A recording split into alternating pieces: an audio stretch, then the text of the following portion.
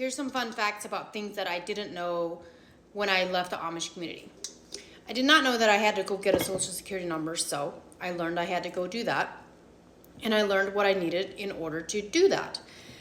I also did not know what a mall was. So I remember the first time that a friend of mine said, "Hey, we're gonna go to the mall this weekend." And I was like, "What's a mall?" So they explained it to me. And one of the first times that I went to a mall, I got lost because I was not used to that. Another thing, when I was growing up, we were always told that China was below us. So it was like under the ground and they lived below us. And I was like, how is that even possible?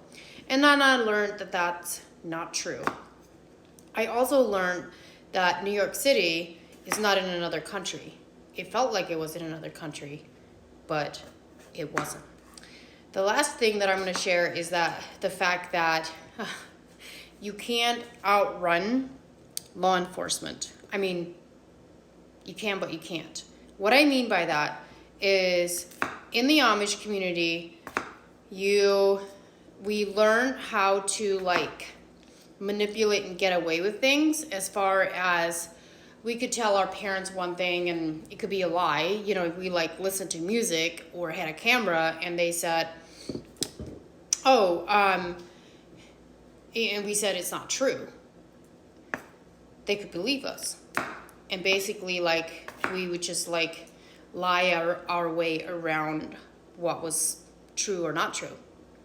Well, a lot of kids, after they leave, they kind of view law enforcement the same as the preachers.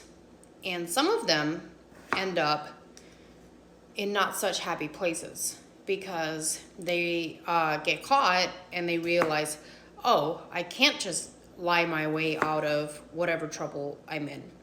So there are some people that end up in jail because there's a lot that we don't know when we leave, and the culture shock is real. And then just learning like what some of the things are. Oh, here's one other thing. This is a funny one. I also had to learn that we didn't really go out to eat at restaurants. And so learning how to order food was like totally foreign to me. And so any kind of like wheat bread that looked brown, we would call it brown bread. And I still so vividly remember this one time I was at a Subway and I said I want a brown bread. And the lady just kind of looked at me like, what? I was like, I want the brown bread. And then I learned that you don't call it brown bread, you call it wheat bread. So those are some things that people don't think about. I mean, still to this day, there are things that I don't always know what it is.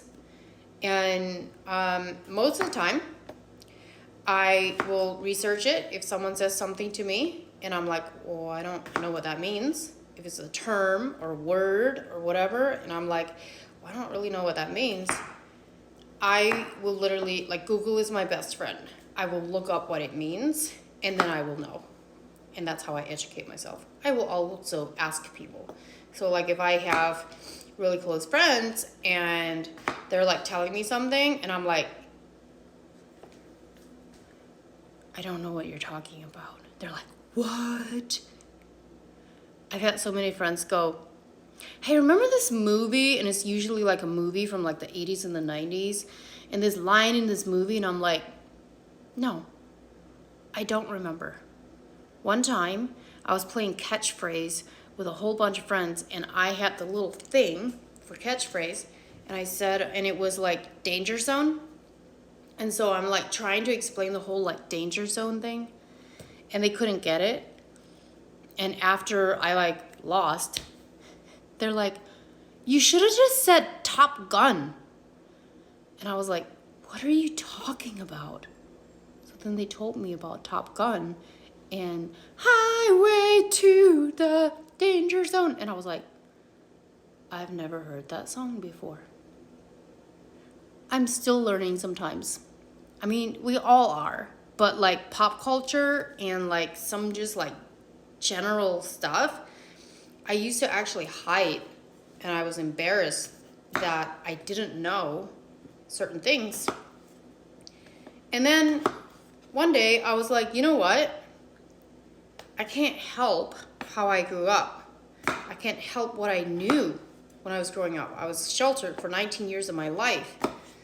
That's when like my life really started, is like after I left, and I had to learn a lot of things.